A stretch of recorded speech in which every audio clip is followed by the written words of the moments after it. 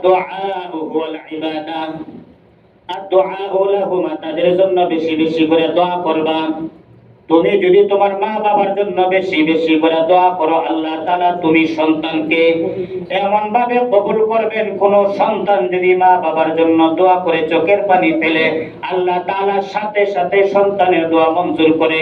মা বাবা যদি কবরে আযাবের ফেরেশতার হাতে গ্রেফতার হয়ে থাকে, ওই সন্তানের চোখের পানির উসিলায় আল্লাহ তাআলা মা বাবার কবর আযাব মাফ করে জান্নাতের ফয়সালা করে দেন। সুবহানাল্লাহ। সাহাবীরা আশ্চর্য হয়ে গেল, ইয়া রাসূলুল্লাহ, আমরা তো এই হাদিস জানতাম না, এই ঘটনা জানতাম না। তারপরে আল্লাহ রাসূল বললেন, দ্বিতীয় নাম্বার হচ্ছে গিয়া ওয়াল ইস্তিগফারু লাহুমা, কোন সন্তান যদি মা বাবার জন্য বেশি বেশি ইস্তিগফার করে, আর ইস্তিগফারের এত ফায়দা, এত ফজিলত, আল্লাহ রাসূল সাল্লাল্লাহু আলাইহি ওয়াসাল্লাম বলেন, যে ব্যক্তি বেশি বেশি ইস্তিগফার করে তার উপরে স্বয়ং আরশের মালিক আরশ সহ তার প্রতি সন্তুষ্ট হয়ে যায়। হাদিস শরীফে আছে। এই জন্য বেশি বেশি ইস্তিগফার করা এবং মা বাবার জন্য দোয়া করা। আল্লাহ রাসূল সাল্লাল্লাহু আলাইহি ওয়াসাল্লামের সাহাবী হযরত আবু হুরায়রা রাদিয়াল্লাহু তাআলা আনহু তিনি বর্ণনা করলেন, আল্লাহ রাসূল বলতেছেন, এক শ্রেণীর জান্নাতীরা, নেককার সালিহিনরা আল্লাহ তাআলার কাছে গিয়া বলবেন, ও পরওয়ারদিগারে আলম, জান্নাতে আমাদের এত নিয়ামত তুমি দিলা, জান্নাতে আমাদেরকে এত সম্মানী বানাইলা, এত মর্যাদাপূর্ণ বানাইলা, এত ইজ্জত দিলা, আমরা তো দুনিয়াতে এত আমল করি নাই। রাসূলুল্লাহ সাল্লাল্লাহু আলাইহি ওয়াসাল্লাম বলেন, হ্যাঁ, তারা এত আমল করে নাই, শুধু জান্নাতে যাওয়া পর্যন্ত যতটুকু আমল, এই আমল করেই তারা মারা গেছে। জান্নাতের ভিতরে আল্লাহ তাআলা তাদেরকে এত ইজ্জত দিয়েছেন, এত সম্মান দিয়েছেন, এত মর্তবা দিয়েছেন, এত মর্যাদা দিয়েছেন। তার সন্তান তার জন্য দোয়া করেছেন, তার সন্তান তার জন্য বেশি বেশি ইস্তিগফার করেছেন।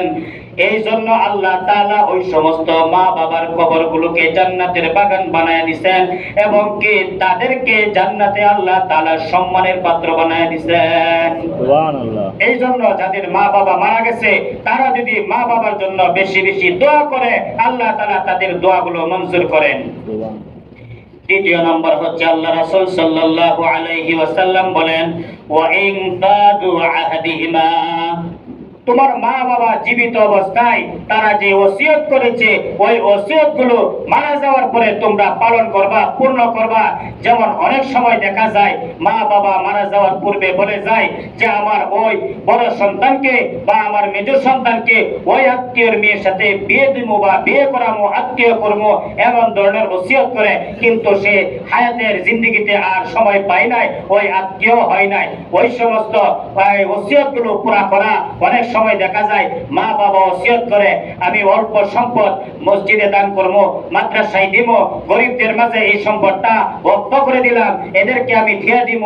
এমন ধরনের যে সমস্ত ওসিয়তগুলো আছে, এই ওসিয়তগুলো পুরা করাটা জীবিতদের জন্য ওয়াজিব। যে সমস্ত মা বাবা বড় আপন মানুষ, পরিবারের অভিভাবক যারা মারা যায়, মারা যাওয়ার পরে যে সমস্ত স্থলাভিষিক্ত অভিভাবক থাকে জীবিত, তাদের জন্য জরুরি এবং ওয়াজিব হচ্ছে গিয়া জীবিতকালীন তারা যে সমস্ত ওসিয়ত করেছে, ওই ওসিয়তগুলো পুরা করা জীবিতদের জন্য একেবারে জরুরি। রাসূলুল্লাহ সাল্লাল্লাহু আলাইহি ওয়াসাল্লাম বলেন, 4 নাম্বার হচ্ছে গিয়া ওয়াসিলাতুর রাহমিল্লাতি ইলা রাহিমা ইল্লা মিন ক্বাবলিহা। অনেক সময় দেখা যায় মা বাবা যাদের সাথে চলাফেরা করছে, তাদের একটা সহপাঠী ছিল, বন্ধু বান্ধব ছিল, এলাকার মানুষগুলো অনেক সময় মা বাবার সাথে সময় দিছে, তাদের সাথে সুসম্পর্ক ছিল, তাদের সাথে ভালো একটা লেনদেন ছিল, তাদের সাথে ওঠা বসা চলাফেরা একটা ভালো সম্পর্ক, যদিও তাদের সাথে রক্তের কোনো সম্পর্ক নাই, তারপরে ওই সমস্ত মানুষদেরকে খুঁজে খুঁজে বের করে তাদের ভালো মন্দ খবর নেওয়া, তাদেরকে সহযোগিতা করা, তাদেরকে ভালোবাসা, তাদের দুর্দিনে দুঃসময়ে তাদের পাশে থাকা, ভালো কিছু খাবার খাইলেন, ভালো কিছু খাবারের আয়োজন করলেন, ওই খাবার থেকে তাদেরকে কিছু খাবার দেওয়া, এটাও আল্লাহ রাসূলের আদত এবং সুন্নাত। আল্লাহ রাসূল সাল্লাল্লাহু আলাইহি ওয়াসাল্লামের বিবি উম্মুল মুমিনিন হযরতে খাদিজা রাদিয়াল্লাহু তাআলা আনহা মারা যাওয়ার পরে আল্লাহ রাসূলের ঘরে যদি ভালো কোনো খাবার পাকাইতো, আল্লাহ রাসূল ওই খাবারগুলো ওই হযরতে খাদিজা রাদিয়াল্লাহু তাআলা আনহার যে বান্ধবী, আত্মীয়-স্বজন যারা ছিল তাদের বাড়িতে ওই ভালো খাবারগুলো আল্লাহ রাসূল গিয়ে দিয়ে আসতেন। এটাও একটা আল্লাহ রাসূলের সুন্নাত। অনেক সময় দেখা যায় আমাদের মা বাবা মারা গেছে, তাদের যে বন্ধু বান্ধব আছে, সিজন আসছে, ফলের একটা ভালো সিজন, এই ফলের মৌসুমে আপনি 1000-1500 টাকার ফল কিনা আপনার বাবার যে বন্ধু ছিল তার বাড়িতে গিয়ে দিয়ে আসলেন, বা বছরে বা মাসে 6 মাস পরে একটা ভালো মাছ কিনলেন, কিনা আপনার বাবা যার সাথে চলছে তার বাড়িতে গিয়ে আসার একটা মাছ দিয়ে আসলেন, সে অবশ্যই খুশি হবে। আল্লাহ রাসূল বলছেন, তোমার মা বাবা জীবিত থাকলে তোমার মা বাবাকে যে খানা খাওয়াইতা, তারা খাইলে যে খুশি হইতো, তোমার বাবার যে বন্ধু, তোমার বাবা যে যাদের সাথে চলতো তাদেরকে যদি এমন ভাবে আদর আপ্যায়ন হাদিয়া দাও, তারা এই সমপরিমাণ সব পাবে।